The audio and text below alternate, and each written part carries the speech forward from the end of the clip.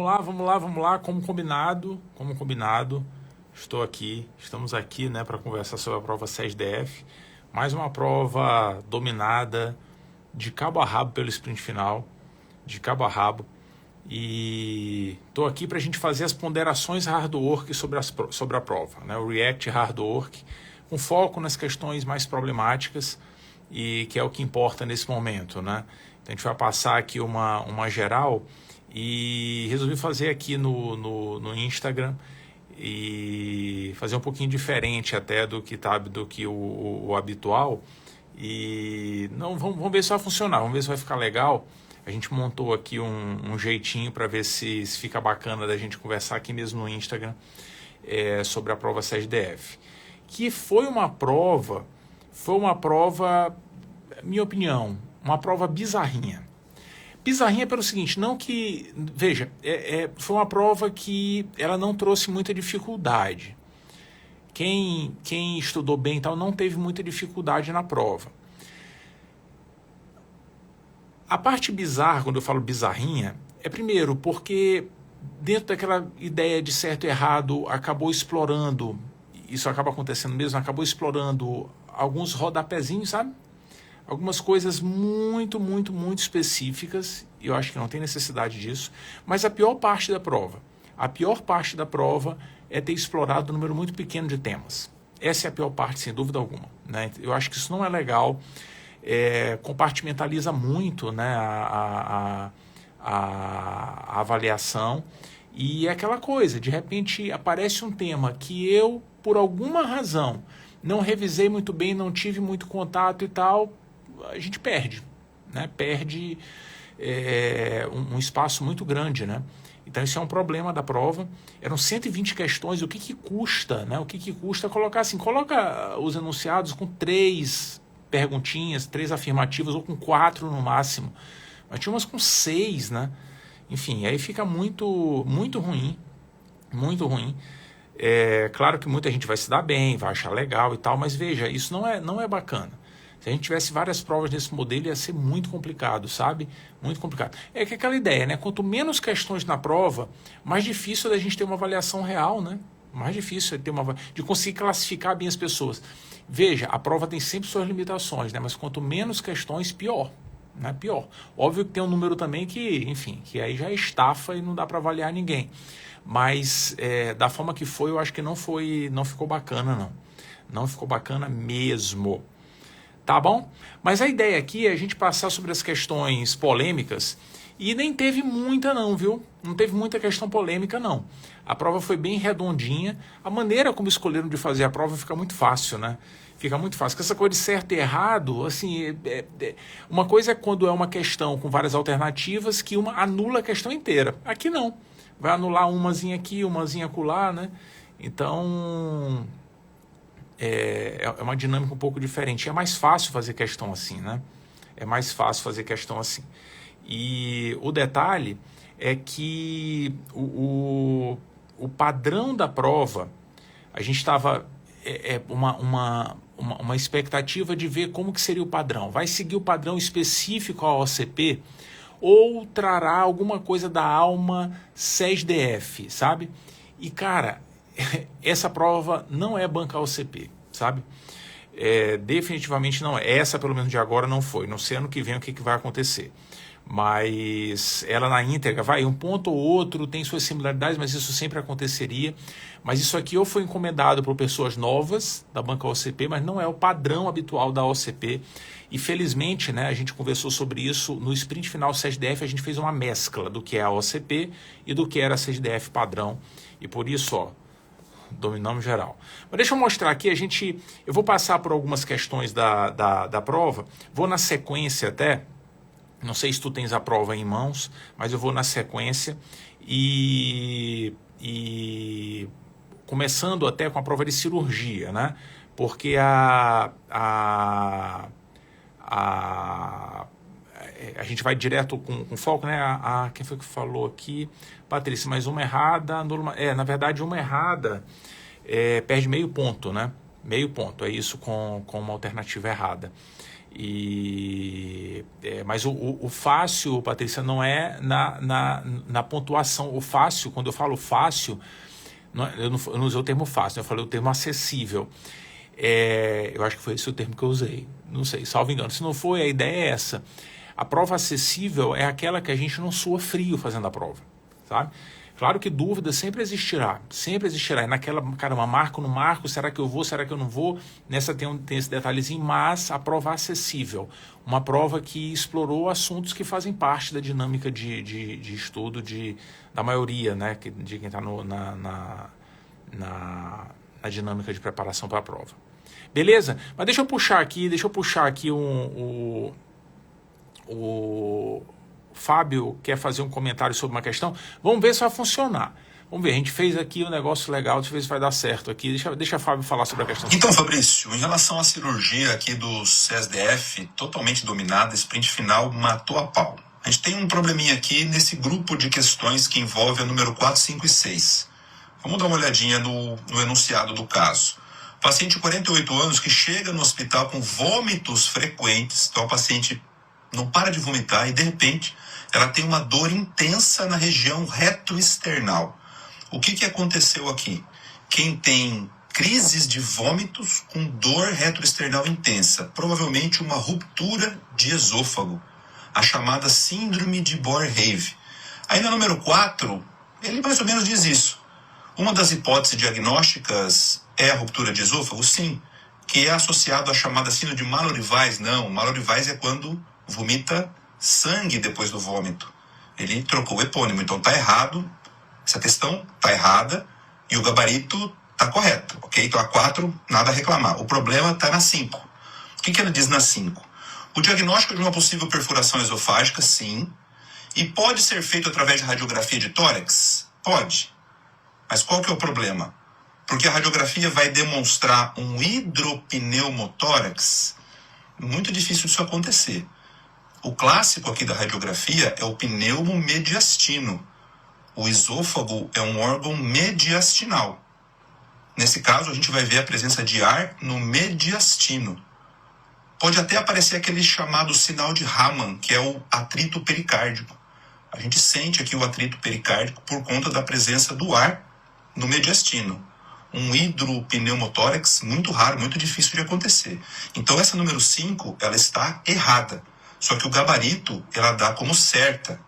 Então aqui no número 5 cabe recurso para uma mudança de gabarito. A gente não concorda com ele não. E a número 6, ela está correta também e o gabarito está correto. O tratamento, ele é cirúrgico na maioria dos casos, principalmente nos pacientes muito graves e instáveis. Mas existem pacientes que estão estáveis hemodinamicamente, com pequenas perfurações, que podem sim realizar tratamentos clínicos iniciais com antibiótico e eventualmente sondagens, desviar o trânsito alimentar apenas e esse paciente pode evoluir bem. Então depende sim da gravidade da lesão. Então aqui, nesse grupinho de questões, cabe recurso na número 5 de mudança de gabarito. Legal, beleza. Eu só quero saber uma coisinha aqui, será que deu para ouvir bem aqui? Me fala aqui só se deu para ouvir bem. Deu para ouvir bem? Não fala que ouviu baixo, não. Ouviu baixo, aumente o volume. Mas eu quero saber assim, ouvi bem. Me fala aí se ouviu bem, porque só diz assim, ouvi. Fale só isso. Só isso para eu continuar, porque eu quero falar de uma questão. A questão 5, deu. Beleza, valeu, Patrícia. Obrigado. Então deixa eu mostrar um outro grupo de questões. Um grupo de questões que eu quero fazer um comentário importante. Eu vou bloquear o comentário aqui para não atrapalhar a leitura de ninguém, tá? Esse é um grupo de questões, eram 6 perguntas dentro desse enunciado sobre um tema que é muito corriqueiro em provas, um tema que esse ano tem caído de uma maneira muito especial. Nefropatia por IgA, primeiramente descrita por BG, por isso, em homenagem a BG, recebe carinhosamente o nome de doença de BG. Enfim, olha a história aqui, ó. Paciente de 30 anos com história de febre, perda de peso e urina espumosa. Foi ao nefrologista para avaliação adicional. Durante uma avaliação, sua creatina estava 2,4, com proteinúria de 1,3 em 24 horas. Também havia presença de hemoglobina. Além disso, a paciente tinha história de infecções de vias aéreas superiores, como rinossinusites recorrentes. Diante do quadro, o nefrologista levantou a hipótese de doença por depósito de IgA, nefropatia por IgA, doença de BG, que é uma das doenças glomerulares mais comuns, se não a mais comum, que pode se apresentar como hematúria microscópica persistente, hematúria macroscópica recorrente, como síndrome nefrítica e mais raramente como síndrome nefrótica. A apresentação é muito variável, muito variável. O detalhe da nefropatia por IgA, tu lembras, é que classicamente existe um gatilho, existe um fator que faz com que o indivíduo manifeste os sintomas relacionados à doença. Muitas vezes, infecções. As infecções classicamente acontecem durante o episódio da doença glomerular, então o indivíduo está com infecção viral, por exemplo, vias aéreas superiores, e de repente hematúria. Ou então, pouquíssimos dias depois. Veja, pouquíssimos, não é como a GNPE, que são semanas após. Aqui não.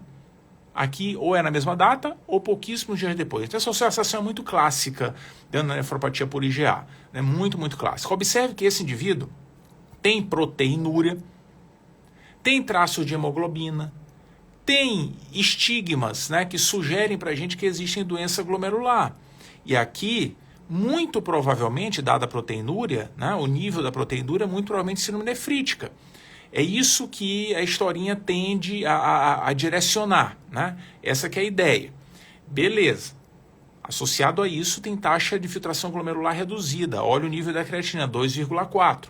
Então tem injúria renal aguda, provavelmente, né, já que vinha com história agora recente. Tudo bem. Vamos lá.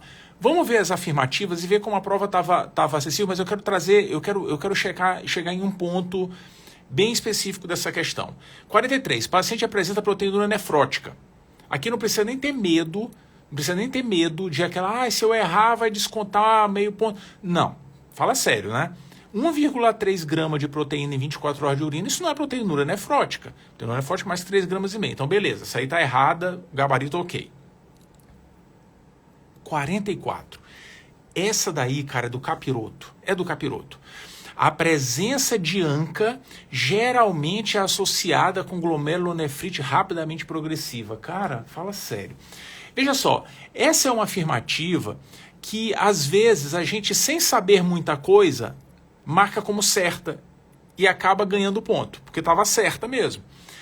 Porque o raciocínio, às vezes, é muito rápido, até a gente, veja, olha que coisa, né?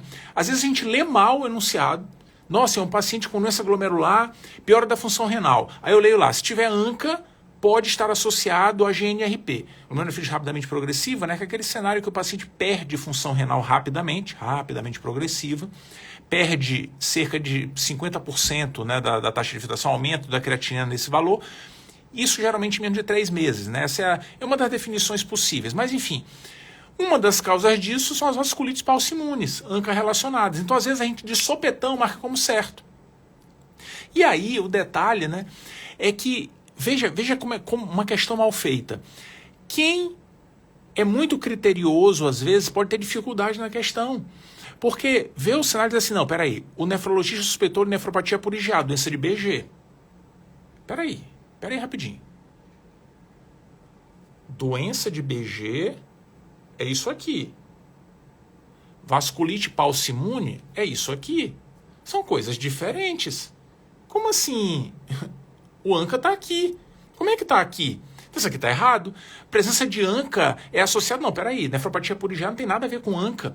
Tá vendo o ponto? E aí, qual que é o detalhe? Essa afirmativa está certa. Sabe por que está certa? Porque existem relatos na literatura de pacientes com nefropatia por IgA, com doença de BG, e que têm positividade de ANCA. Olha que coisa. Geralmente o ANCA citoplasmático, o ANCA-C. E o detalhe é que esses pacientes que são raríssimos, se eu buscar na literatura, são raríssimos, pouquíssimos relatos. Esses pacientes têm uma chance maior de evoluir com glomerulonefrite rapidamente progressiva. Veja que coisa. O detalhe, né, que o primeiro caso descrito na literatura, o primeiro caso descrito dessa associação, foi de um paciente que evoluiu bem. Não teve GNRP, não teve. Mas os casos que vieram na sequência e que são relatados, tem até um trabalho nacional, feito na USP, de uma série de casos. Os demais casos não. Tiveram, de fato, uma probabilidade maior de evoluir com glomerulonefrite rapidamente progressiva. Veja que coisa, né? Um rodapézinho de livro que pode atrapalhar quem está bem preparado. Isso aqui é uma tragédia, sabe? Uma tragédia de fato. Que eu olho assim e falo, não, tá errado. O que tem a ver ANCA com IgA? Mas tem esse pequeno detalhe que, convenhamos, não muda nada na dinâmica do paciente. Nada, não vai mudar nada. Não vai mudar nada. Nefropatia por IgA, né, lembrando, assim, na maioria das vezes a evolução é benigna. Tudo evolui bem. A gente raramente trata nefropatia por IgA. Entendeu? Então, o fato do cara ter um ANCA positivo, tá, eu vou ficar de olho. Não se faz nem isso de rotina, faz na investigação, né? Porque eu não sei qual é a doença glomerular ainda, tudo bem. Mas, assim, não vai guiar o tratamento, entendeu? Não vai. Então, rodapé desnecessário e que atrapalha quem está bem preparado. Né? Muito, muito ruim. Acho que não foi legal essa pergunta, né? São tão poucas questões, tão poucos cenários explorados que poderia ser feito de outra maneira. A 45, a injúria renal aguda é uma complicação possível, entretanto, mais rara. Quando eu falo que essa prova não é da banca OCP, é que a banca OCP não chama insuficiência renal aguda de insuficiência renal aguda, chama de injúria, sabe? Então, veja, quando a gente estuda uma banca específica, são essas coisinhas que fazem a diferença. Essas coisinhas que fazem a diferença, na hora de entender, veio de onde e tal, sabe? Então essas pistas são muito interessantes, cara. Quer ver um outro exemplo? Botucatu. A Unesp Botucatu, quem faz a prova não é a Fundação VUNESP, a Fundação VUNESP só aplica. Quem faz é a galera de Botucatu. E um exemplo disso é esse mesmo cenário. Lá não é injúria renal aguda, nem insuficiência renal aguda. Lá é lesão renal aguda. Só lá que chama assim, entendeu? Então quem faz a prova é a galera de lá. Mas enfim... Injúria renal aguda é uma complicação possível, entretanto mais rara. De fato, é uma complicação possível da nefropatia por IgA, mas é mais rara. Né? É mais rara. Fato, correto, bonitinho, perfeitinho. Vamos ver as outras aqui, dessa mesma... Só para fechar essa... esse aqui era o mesmo enunciado, né? 46. Pressão arterial elevada desde o início é um indicador de bom prognóstico. Essa aqui, cara, a gente sabe... É assim, a gente pode até não conhecer o dado, mas intuitivamente não deve ser não, né? Porque a pressão arterial, ela fica elevada nas doenças glomerulares porque o indivíduo teve redução da taxa de filtração glomerular, está evoluindo com hipervolemia, fala sério. Quanto maior o dano, mais hipervolemia. A tendência é imaginar o oposto, de fato. Pressão arterial elevada, redução da taxa de filtração glomerular, hematúria persistente, todos são fatores associados ao pior prognóstico. E esse pior prognóstico aqui se refere à possibilidade de evolução para a doença renal crônica lá na frente. Porque apesar de benigna, hoje a gente sabe que cerca de 20 a 30% dos pacientes com BG podem evoluir lá na frente com algum grau de doença renal crônica. Sabe? Então esse é um aspecto bem importante dessa questão. Assim como a 47. A presença de proteinúria acima de 3 gramas é fator de pior prognóstico. Sim, quanto mais intensa a proteinúria, pior, maior o dano glomerular. Proteinúria acima de 1 grama já piora o prognóstico. Acima de 3, pior ainda. Pior ainda. Se o paciente tiver proteinúria nefrótica, pior ainda o prognóstico. Sabe? Então essas aqui são bem intuitivas.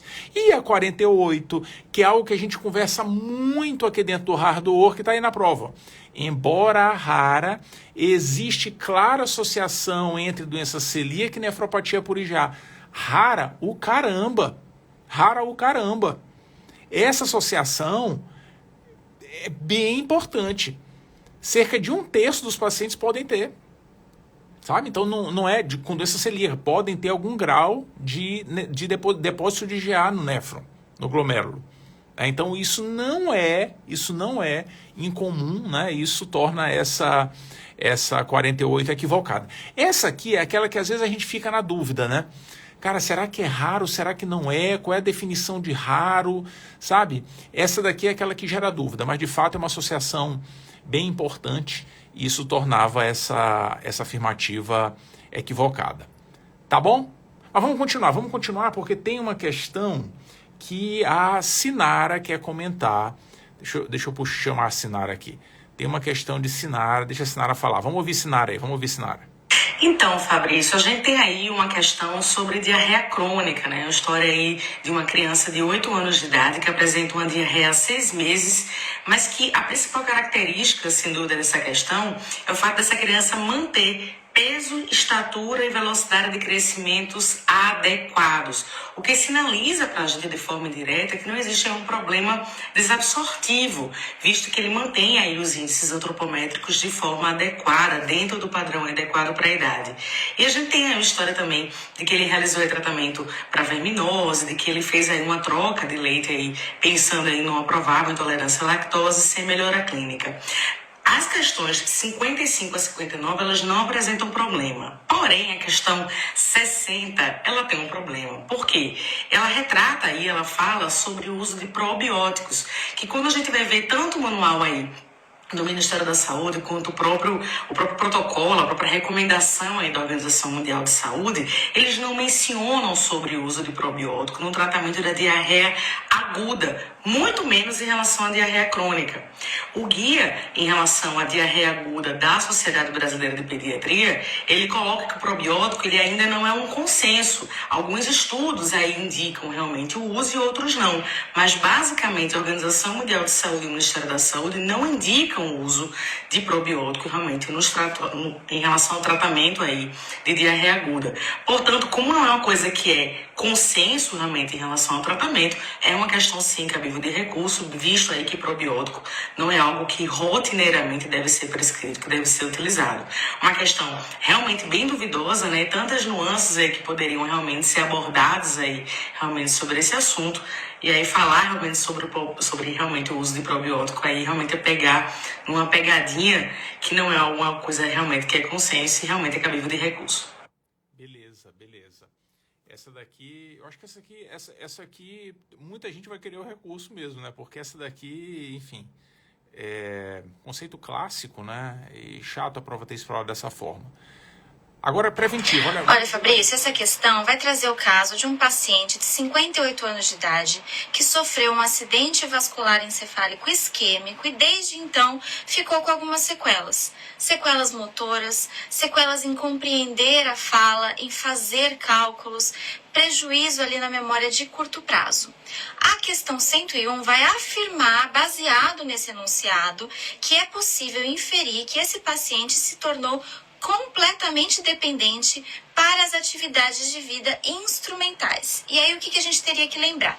Primeiro, o que são atividades de vida instrumentais? Como sempre, a Preventiva traz uma fonte oficial, que é a fonte do Ministério da Saúde, que vai descrever essas atividades como habilidades para administrar o ambiente, aspectos relacionados à gerência individual da vida daquela pessoa e aspectos da integração dessa pessoa na comunidade. Ainda fica um pouco abstrato, mas a gente tem também aquela escala de Lawton, que é muito usada na geriatria.